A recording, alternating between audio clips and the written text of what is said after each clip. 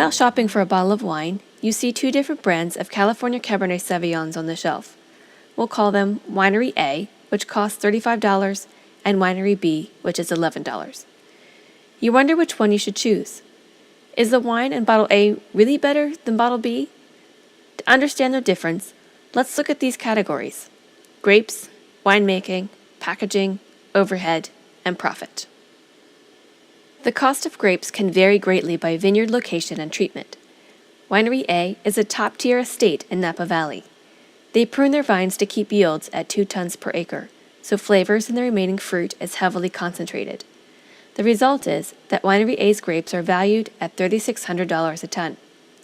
Compare this to Vineyard B on less expensive land in the San Joaquin Valley, where vines are left to produce 10 tons per acre at a cost of $300 a ton.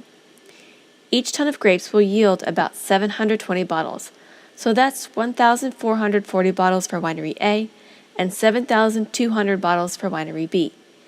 Dividing our relative cost per ton by the bottle yield, the value of the grapes in bottle A is $2.50, and the value of the grapes in bottle B is a mere 4 cents.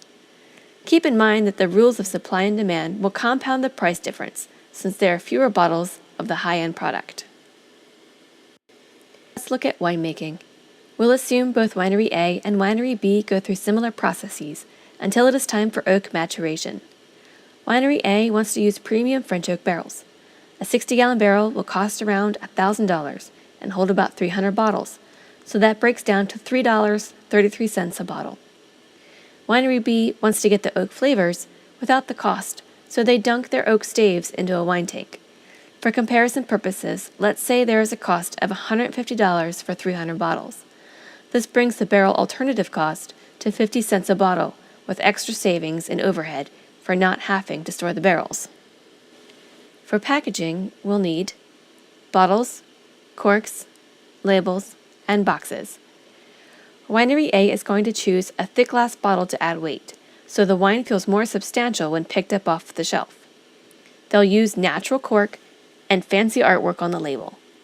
The box will be sturdy and the cost divided by 12 because that's the number of bottles in a case.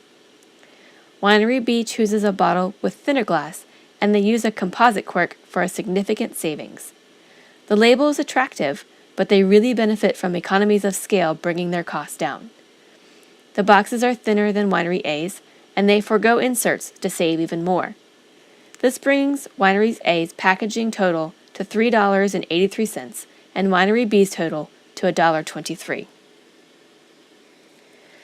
Our overhead cost encompasses utilities, marketing, sales and distribution, taxes, and labor. Winery A uses laborers to hand harvest its grapes. Winery B, which is much larger, uses a machine to harvest. An experienced laborer can harvest about a ton of grapes per day. A machine does the same acreage in about 30 minutes.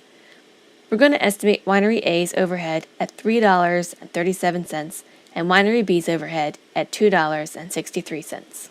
If our wineries wish to see the same profit margin, say $3,600 an acre, Winery A, which produced 1,440 bottles, will need to add $2.50 per bottle, while Winery B will add 50 cents to its 7,200 bottles.